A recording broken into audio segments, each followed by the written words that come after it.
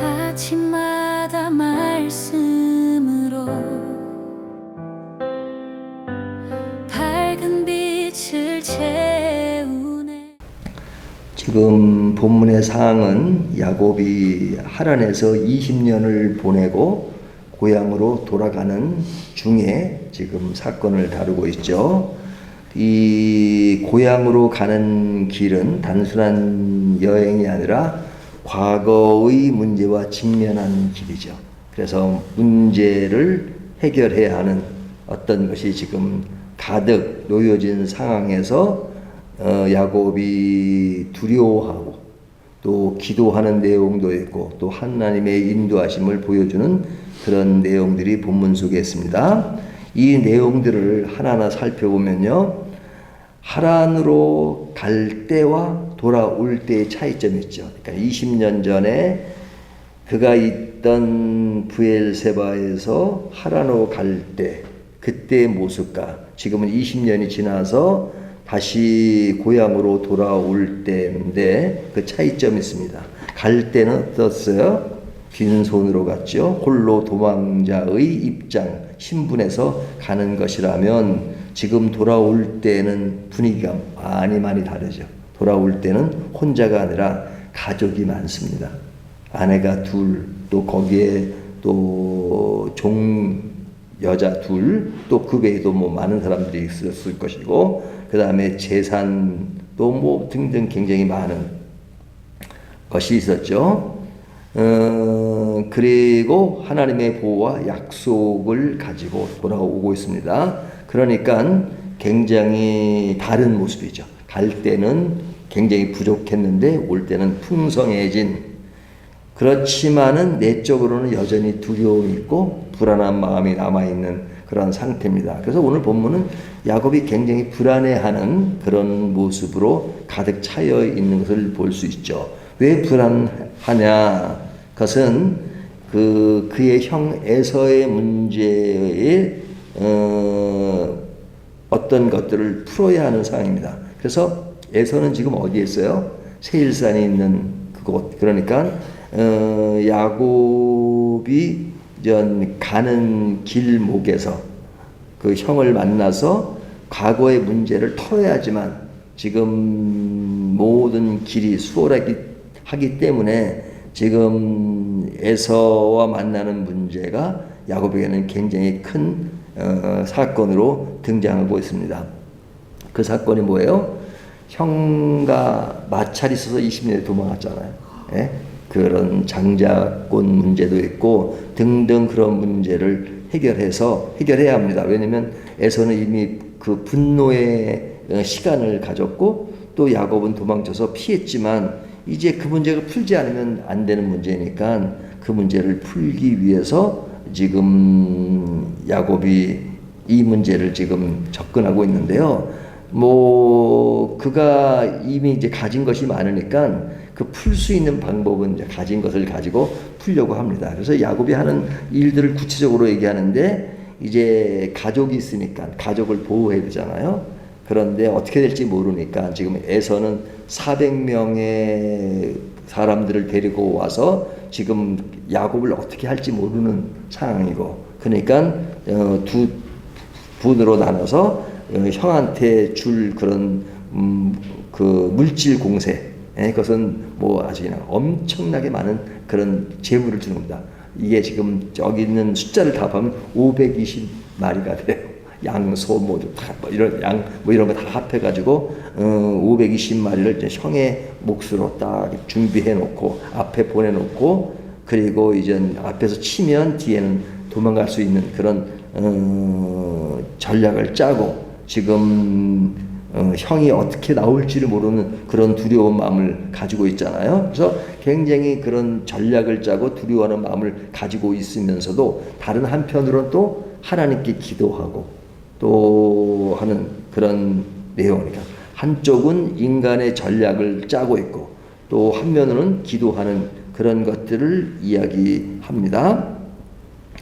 근데 이제 에서의 군대는 그가 현실적으로 맞닿는 그런 두려움과 위협의 대상이라고 할 수 있죠. 그런 가운데서 하나님께 드리는 기도는 뭐냐? 하나님이 우리 할아버지, 아버지 때 하나님이 약속하신 그 약속을 이어가시는 것이라면 지금도 이어가시지 않겠는가? 나를 보호하시지 않겠느냐? 하는 하나님께 의존하는 그 마음과 그러면서도 현실적으로는 굉장히 두렵고 떨리고 어떻게 될지 모르는 그런 선상에 놓여 있습니다.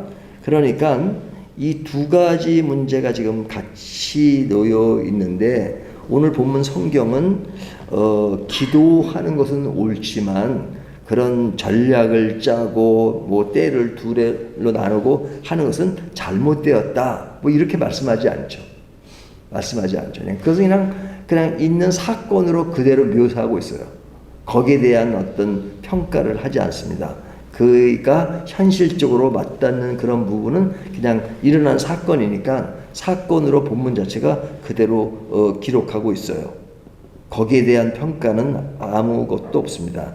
그러면서도 그 상황 속에서 야곱이 기도하는 내용을 다루고 있거든요. 그렇다면 이 두 개의 문제는 서로 대비되는 별개의 문제가 아니라 모든 그리스도인들이 모든 성도들이 겪는 두 개의 양상을 그대로 보여주는 거죠. 그대로. 우리가 신앙적으로는 항상 하나님에 대한 말씀, 기도가 있지만 그러나 그리스도인이 항상 편한가요? 항상 충만한가요? 그냥 괴로울 때도 있고 진짜 짜증날 때도 있고 그 다음에 두려울 때도 있고 괴로울 때도 있고 하잖아요. 그러면 그리스도인이 괴로움이 있고 두려움이 있으면은 항상 우리는 그렇게 기도하잖아요. 하나님이 어려움과 두려움을 없애주십시오. 그렇게 기도할 수 있죠.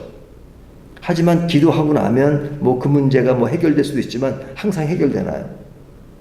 그것이 어떤 세월이 가고 시간이 가야지만 풀어질 때도 있고 어떨 때는 평생 풀어지지 않는 문제도 있잖아요. 내 마음에 한을 가지고 있는 것들은 평생 풀어지지 않는 것도 있단 말이죠. 그러면 그 풀어지지 않는 사람은 신앙이 없어서 그런가요? 신앙이 충만해요.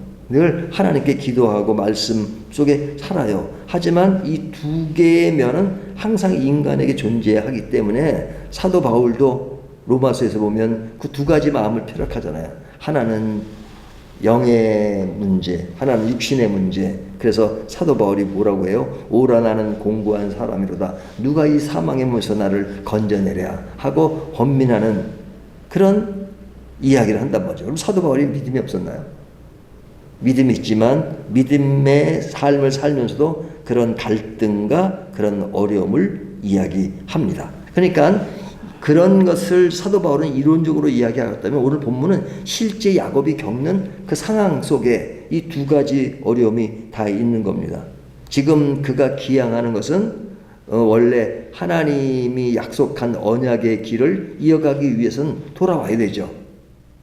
하지만 돌아오는 그 길에서 형과의 문제, 그것은 형이 나를 죽인다 그러면 모든 것은 끝나는 거잖아요.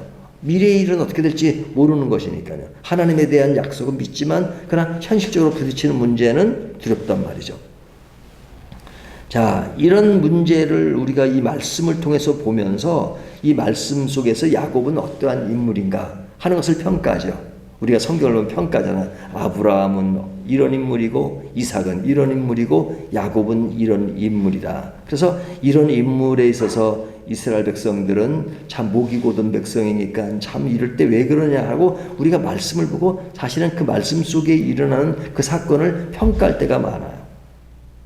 하지만 성경 말씀이 그들을 우리가 제3자 입장에서 평가하라고 주신 말씀이 아니고 이 말씀은 우리들의 거울처럼 우리들의 자상처럼 주어진 말씀입니다. 그러니까 우리가 제3자 입장에서 이 말씀을 보고 평가하라고 주신 말씀이 본래 의도는 아니에요. 물론 평가가 될 수밖에 없죠. 그리고 우리가 교훈을 얻는데 실제로 이 말씀 속에서 이 안에 내가 이 안에 들어갔다면 나의 모습은 어떤 것인가 하는 것을 바라보도록 비춰보도록 나의 자상, 나의 거울처럼 주시는 말씀이잖아요. 그렇다면 이 야곱이 했던 그 모습은 곧 내가 실제로 이렇게 하는 그 모습이 무엇인가 하는 것들을 다시 한번 비춰보게 하잖아요.